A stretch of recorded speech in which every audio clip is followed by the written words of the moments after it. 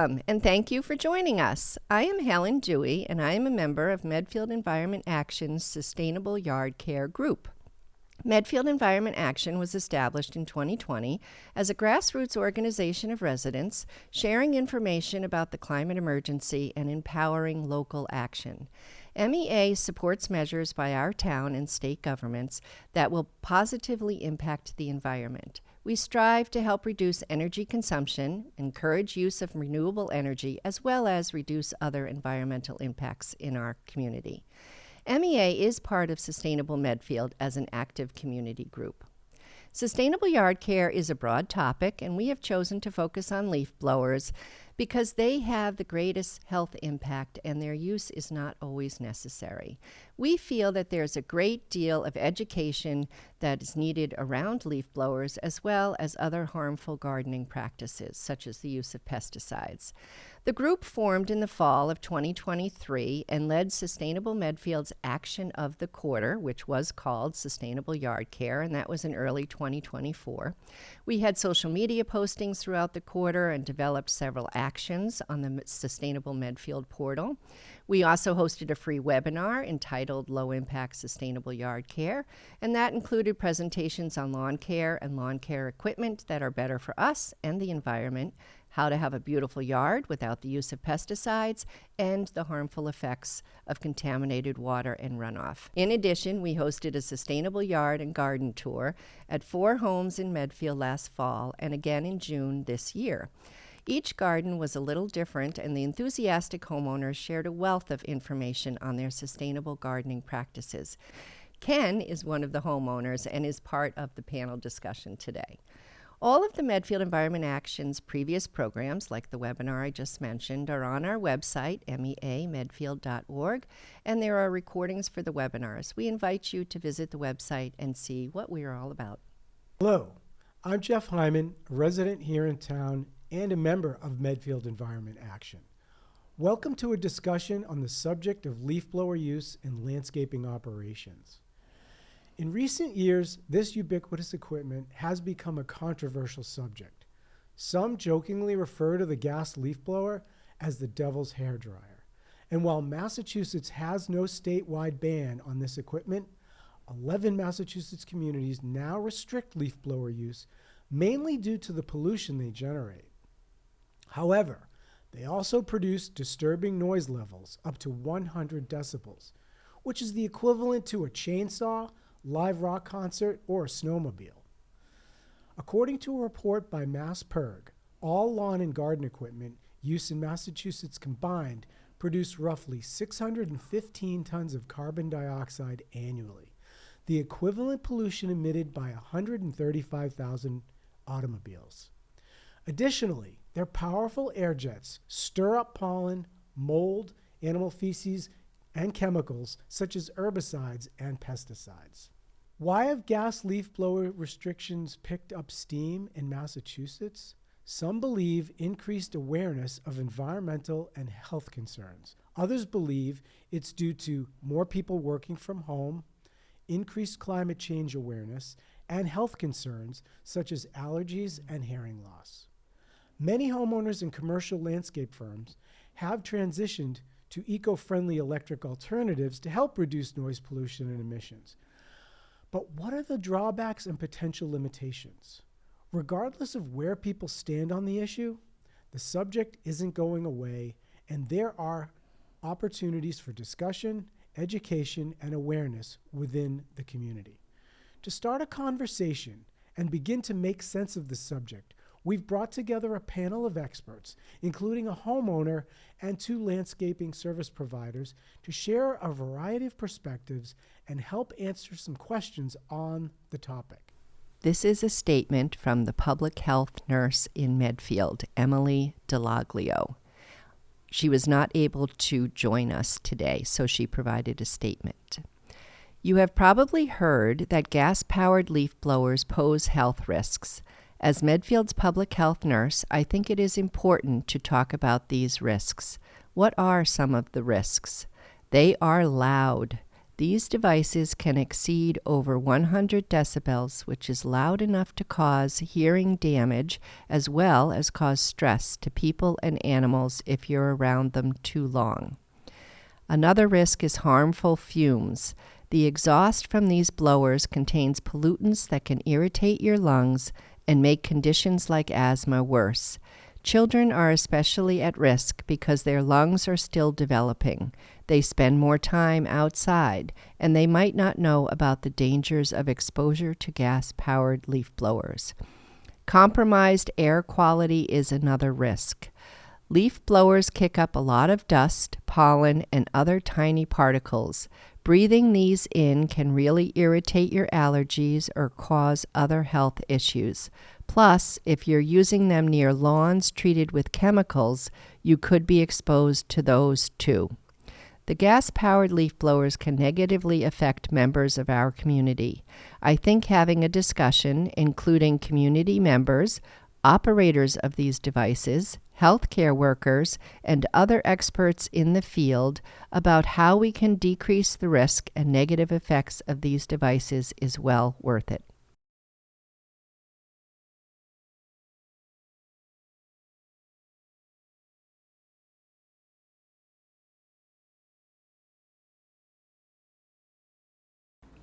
So this will be a question and answer format, and we'll just see where it flows. But if we want to start, let's do a brief introduction of the group. We'll start with Ken here on the right. I'm Ken Kellner, a Medfield resident for the last 30 years. And for probably the first 25, I was a traditional landscaper. I do all my own work, gas mower. I actually used to have a gas leaf blower, and then I learned about the impact of fertilizers. I live next to wetlands, invasive plants, the noise, the fertilizer runoff, and I said, I'm going to change and just be more ecologically aware of the impact of what I do. So I no longer fertilize. I switched to 99% electric equipment, and then I also looked at reducing out the overall amount of work to do, doing what's necessary to keep my yard being a suburban yard without saying it has to look like a living room carpet. And I greatly reduced the amount of resource I use. And I love my electric lawnmower, and I no longer use a blower at all, even an electric one. Good. George. My name's George Critt, and I started Eco Quiet Lawn Care in 2014, and the electric leaf blowers were way worse then. So it's been getting progressively better. We've been able to handle bigger and bigger properties, and yeah, so we've really been trying to push what is possible. The biggest property we have is 26 acres, and that incorporates leaf mulching and other practices to make using electric leaf blowers more practical compared to trying to just do exactly what other landscapers do and just deal with less efficient things. Excellent. Thank you, George. So my name's Oliver. I'm the owner and founder of Varsity Lawn Care. We're going on our 6th year in business. We offer fully electric mowing services, and we essentially use electric for anything that we can. When we get into the fall, there are power constraints, and so we offer customers the option of either battery equipment or gas equipment depending on their budget. So we really just try and work with our clientele to see what they want. But at the end of the day, our business model is to return time into that client's pocket, and if we're going to do so, it should be uninterrupted, and so that's why we're electric. Excellent. Great. Can you speak to the health risks of exposure to leaf blowers, especially respiratory and auditory? So I remember when I first made the switch from gas mowers to electric, and it was only at that point did my employees tell me that when they were using the gas, their hands would shake after each day of work. Imagine every day that you go to work, your hands are shaking while you're in bed, and your hearing's not as good. I mean, and that was just such an eye-opener for me to say, man, if I want to respect my employees, that's not fair for me to do. And so that was one of the biggest pieces health-wise, why I really am happy with that switch. Yeah, a lot of the other guys used to use gas equipment, but then they came with me, and then they didn't for years and years. But a lot of guys have said that they don't want to go back to using that. There's certain things now that the leaf blowers are getting more powerful. We have to use different masks to control dust, especially during really, really dry falls like we're probably going to have now. So there's some aspects that are still there, and maybe when the leaf blowers get more powerful, though overall the pollution will still be lower. There's still going to be some problems like that, but you don't really see many gas landscapers going out there with little masks and other things like that too. So Okay. How do carbon emissions from gas-powered blowers compare to the full life cycle emissions of electric blowers, especially when considering battery production and disposal? that's a really complicated question. We are trying to rebuild our batteries now because we do have a wall of dead batteries, because some of the stuff we got were through like liquidations and other things like that, where these batteries were going to go into a dumpster, and I got it from like 10% of the price. So we're trying to be creative now to reuse them, because my guys keep telling me like, why do you have all these batteries left over? And we're finally getting to the point where we can rebuild batteries because a lot of the cells are good, and then I think you can use the maximum life cycle of the cells, because if you are being rough with them, and if you are doing what some other companies, won't name names, some of them are throwing away the batteries in the dumpster, and that is a problem. Yeah. And I'm happy that a lot of our batteries, I think half the megawatt hours actually were something that was going to go into a dumpster, and I got it for a great price, but it's something to think about, and we do need to build a robust system to reuse those things. But that's the same thing that happened with lead acid batteries. I bet like 100 years ago there wasn't a very good recycling market because the chemistry wasn't there, but the recycling market is starting to happen, that it won't be virgin or being used to actually make batteries. It'll be more of a recycling system. Yeah, and that system unfortunately isn't really there. I mean, it is to some respect, but yeah, I mean, I haven't thrown away a single battery because for the same reason. It's like, and the cost, unfortunately, to go back to your other question, the cost of the commercial battery equipment tends to be far more expensive than the gas, which is really, I think, the underroot reason why you don't see a lot of landscapers embodying particularly electric zero turns.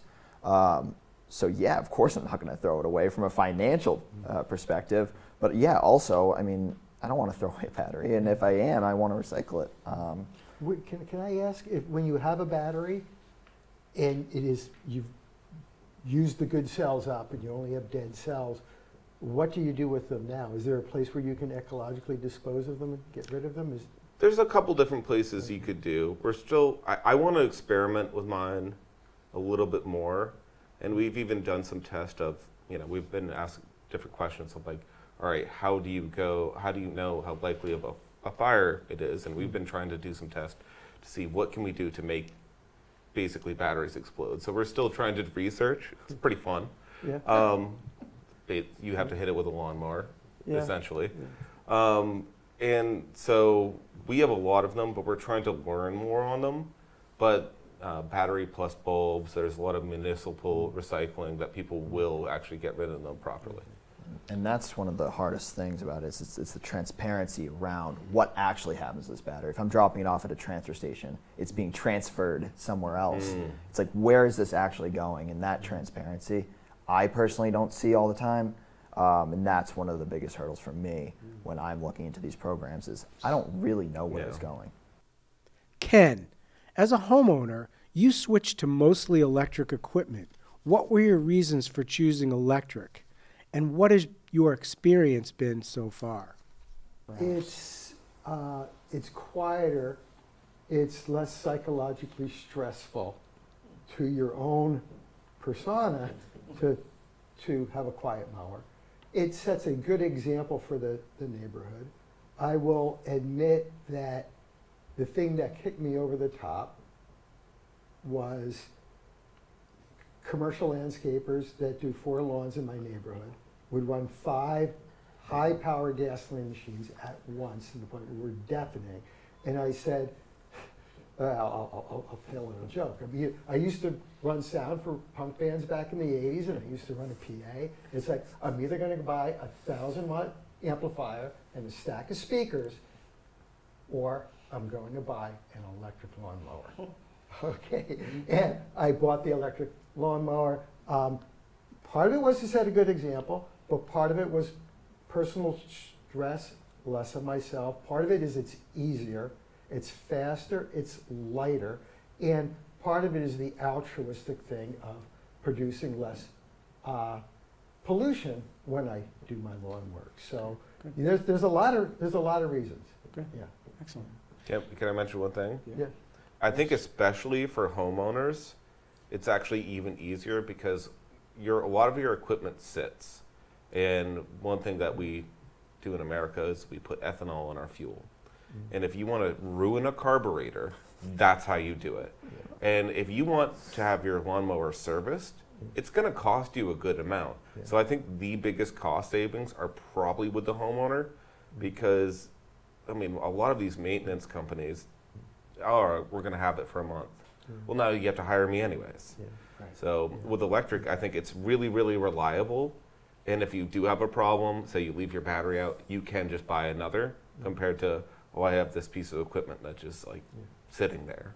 And I've looked at the warranties for personal use versus commercial. Commercial, they're going to use their equipment 20, 30, 40 times as hard as a homeowner is going to use it. And my electric mower, both the mower itself and the battery are fully warranted for 5 full years. That's a pretty long time, even though the battery is almost half the cost.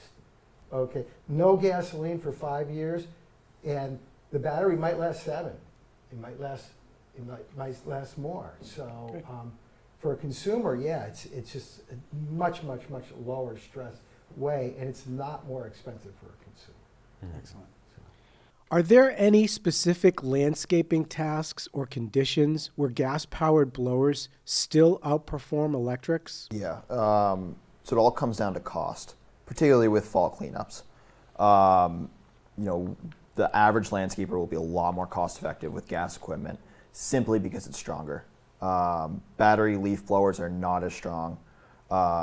They just aren't. And now, if we're mowing, we don't need all that power. A battery leaf blower, you can totally use. I mean, it's easier, it's cleaner, everything about it I would say is positive. In the fall, that's where it gets tricky because, in New England falls, you just get unlimited leaves. And it comes down to if the customer's willing to pay that premium. There's a premium there. And we're more than happy to accommodate them if they would like to take that route. But we also want to be realistic in the sense that sometimes customers can't afford their fall cleanup bill to close to double. So that's why. Cool. Thank you. Are either of our landscape pros working in towns with leaf blower restrictions or bans? And how is that affecting or enhancing your operations? There's a balance. Some people that are just like really annoying come over and say, "Oh, it's still noisy. Why don't you use a rake?" So that's tiring. I'm like, come get the hell out of here. But I would say other landscapers do think what I'm doing is cool. I try to be pretty objective and, not go after them too much when I advise the town. So they're generally pretty cool with me. And a lot of times they're dealing with a different situation that they're cannibalizing a bunch of equipment. And I bet they would want to do it, but their business, they're looking at cost, and it is different. So I've never had any pushback. I know, like in Newton, it got dramatic, big time, between the environmentalist or the anti-leaf blower people and the landscapers. I guess it depends what you would call encouragement. If your encouragement is money, sure. So if somebody bought them 4 handheld leaf blowers, they might try them. It worked with electric vehicles. Yeah. right? There was incentives, there was other things, and I think Yeah. that environmentally, that was one of the biggest victories you could, Yeah. say. And so, Okay. you go look at banning things, and it doesn't Yeah. have a very good track record as public policy. Right. So I guess that's a challenge. And then you're also working in this environment where some people might have a really big language barrier and literally not know what the law is saying. Mhm. I don't want to say it like that, but it does provide a big challenge. We obviously don't want people in contact with, certain authorities right now. So it's a complex issue. But generally, if you buy it, they will come. Okay. Is it realistic to have leaf blower restrictions during certain times of the year, perhaps? It'd be a lot more, there would be probably a lot more compliant, and there would be a lot of companies that, at the end, they're going to make a value proposition, right? They're going to say, is compliance less of a pain than buying it? Now, if you talk about July and August, I mean, we've been mowing dust for a while. So, yeah, it's not that bad. If you talk about fall, that's difficult. Spring is a little easier than fall because half the time you have to get the rake out anyways because all this matted stuff down there, sticks and other debris, and you already cleaned up the leaves. And then winter, I don't even know if it's worth legislating because there's snow on the ground, I guess sometimes. How do landscaping workers feel about electric leaf blowers versus gas? Yeah, my employees would never want to go back to gas, period. Like they just never would. The story that I was telling you about, the handshaking, that's a great example. It's reduced PPE that's needed, which is awesome. Not that we will avoid providing the protection. But yeah, I mean, it's much safer all around. We are not operating with a huge backpack that is a combustible engine on our back. I mean, that is crazy when you really think about it. It can light on fire. It's loud. It's the potential risk goes through the roof, and then we have a battery, and there's not a whole lot that can go wrong with that if you just take care of that battery. And so saying that we take care of that battery, my employees feel pretty comfortable with the equipment. Yeah, I think that's an important fact too, because taking care of the battery is important, right? If you have a battery and you have an employee who's a jackass and they break it, yeah, your carbon debt's not going to work out very well, And so I know I used to have to load up huge amount of batteries in my trucks, and then we switched to F-150 Lightnings, and now it's like 3 batteries per person. They can go 12 hours with leaf blowing, and it would require 20, 30 batteries to do that. And we are treating batteries better. Way, way, way better, way less breaking, inventory is easier. So that's a big thing that's Now, important. to go to the 3 batteries, is that because you recharge them in the truck between jobs? Okay. And it's better because it can temper control in Right. the summer, Right. in the fall, because it does get cold, and batteries don't like being charged cold Yep, or hot. Yeah. So that's why, like, charging at people's own properties, it's a little impractical, and also because it could get rained on. Yeah. Their circuit breakers might be bad, so it might be a liability, and also it might be too hot. I mean, look at October, the last couple of days, it's been weird, and it'll freeze later tonight. What are your thoughts about regulations, safety, and compliance? There's OSHA, but I mean, landscaping in general is a Wild West. One thing that's actually great about electric is because, in the summer, when you're not using that much, using hearing protection really isn't necessary because getting your guys to use PPE is a nightmare. And you have to yell at them all the time and be on them all the time and find different incentive structures. It's hard, and especially when it's 100 degrees or 95 degrees, putting on PPE or mask, that's hot and it's really uncomfortable. And then, all right, is the heat more of a problem? Or, so it's difficult.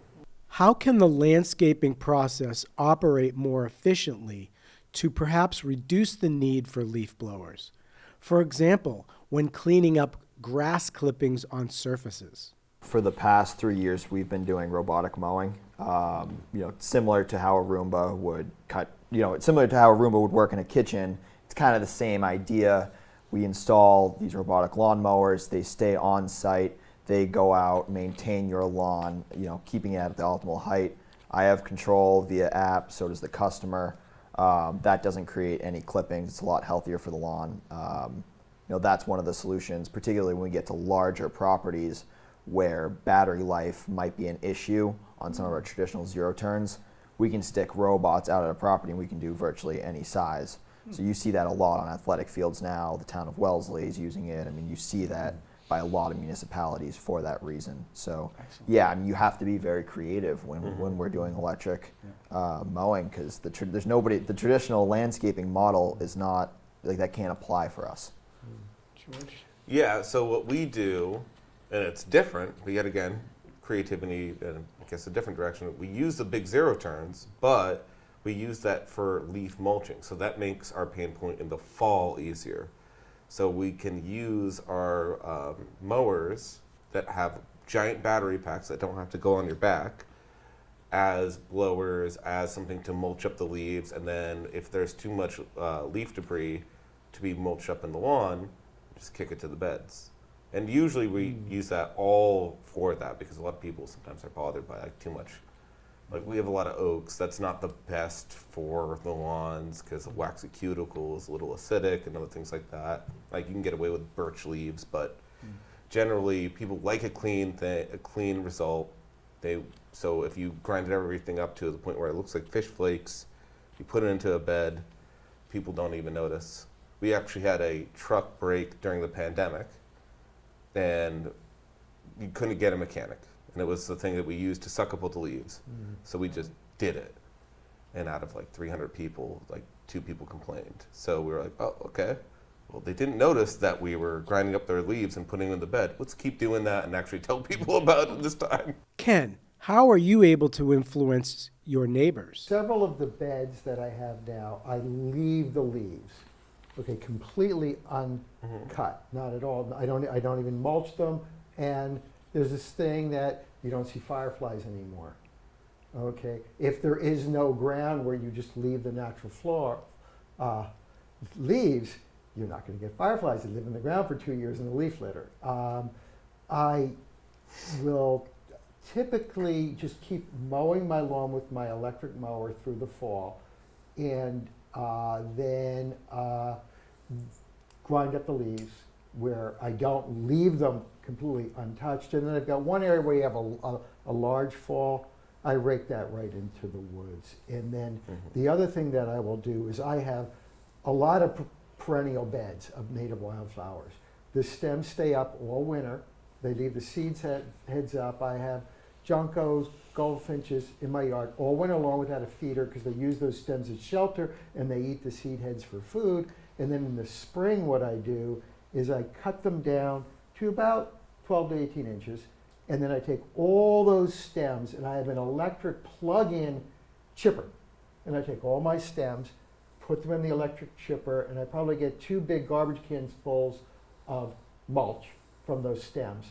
And then those go over the shrubs to add organic matter to my shrub beds. Because yes, I had some repairs done. I saw the soil dug up. It's all yellow soil. It's all compacted sand. Thank you. So, And I really love when I get somebody that actually understands that, because a lot of times, I'm trying to grow a business, I'm trying to commercialize something that is eco-friendly, and I don't have to spend 10 hours talking to them about it. But when somebody does understand that, a lot of gardeners know, hey, they have a lot of perennials there, a couple of leaves, who cares? And it is doing something. Then I'm like, all right, cool, I can do that. A lot of times there are constraints that people want their manicured thing that is unnatural, and I'm trying to force them into an ecological box and make the best thing I can do without, being their parent in this, because that's just obnoxious. So, yeah, that's kind of the challenge. But then the people that do know about it, are down for it, want me to go cut their lawn, keep it down, keep the ticks away, and just keep it relatively maintained but natural, it is good. It's way less work. What policies or regulations do you believe will shape the technology in the next 5 years? So I think you'll see a lot more robotic mowing. Robotic mowers have been implemented in Europe for the past 30 years. Husqvarna was the first company to do so. You didn't see it in the U.S. because lots tend to be a lot larger, a lot more bumpy, there's just a lot more obstructions. It's not as copy and paste as you would see in Europe. Just now we're starting to see it a lot more in the U.S. Traditionally, this was a wired unit, so you put wiring around the perimeter of the lawn, and that robot will stay within the perimeter, mowing in every which direction, but statistically speaking, always keeping that lawn perfectly cut. What we're seeing now is vision mixed with satellite, which is also called RTK. And the combination of the two is allowing us to not put wiring in the ground, opening the door to a lot more properties that now we can do.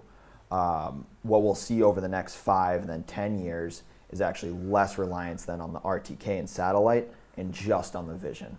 And I see the landscaping industry shifting much more into almost a technology company where we'll put robots out at properties, we'll program it for an hour or two, we'll set it and forget it, and then we'll be able to reduce the need for a blower at all. And then, that brings up, hey, what do we do in the fall? But I think the biggest shift we're going to see in the next 5 and 10 years is particularly in robotics. Yeah, I guess for me, just because we do use the zero turns and we really need them for the fall, it is an interesting thing. I've been reluctant to use robotic mowers for 2 reasons. One, because mowing doesn't suck. It's the weed whacking that sucks. And so when that job can be replaced, I'm like, okay, I'll maybe move more on it. And then also, I really need those big batteries to process those leaves. I need to grind them up. I need to make a reason why I'm not taking them off the property.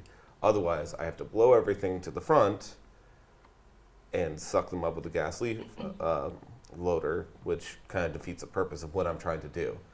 So I guess I'm going in a little bit different direction. There might be a way. There's a lot of benefits just for the lawn too with robotics.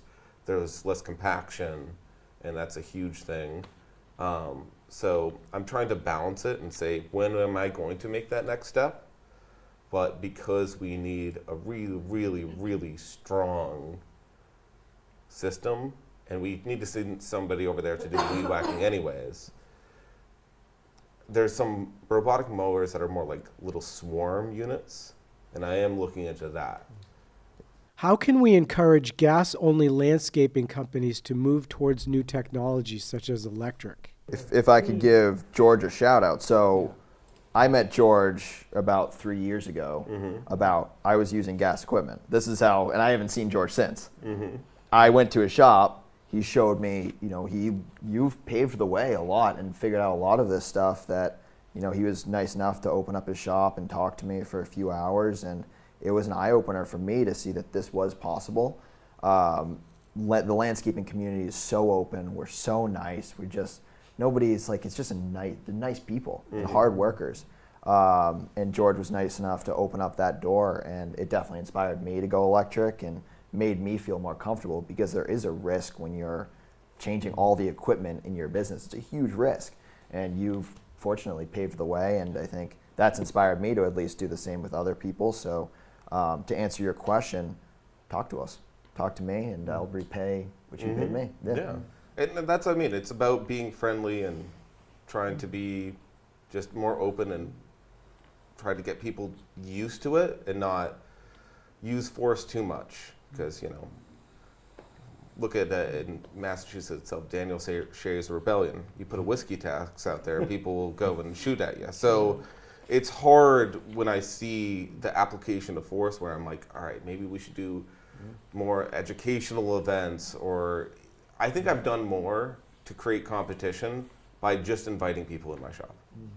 There's a lot of legislation, a lot of effort, a lot of lawyers probably got paid, but I don't know if it's actually worked that well compared to just saying, hey, this is how you actually do it, because people are afraid for a reason. It's not easy.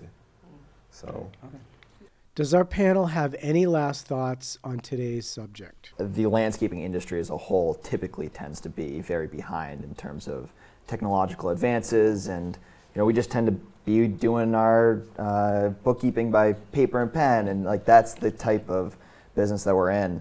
And so you just don't see a lot of landscaping companies really pushing the envelope on the technology that we have.